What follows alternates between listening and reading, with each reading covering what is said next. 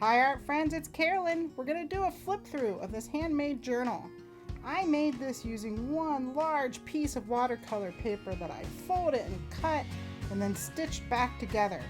So if you're interested, leave a comment below and I'll make a tutorial. So I'm not going to do a whole lot of commenting, just enjoy the flip through, and if there's something you'd like to know more about, let me know.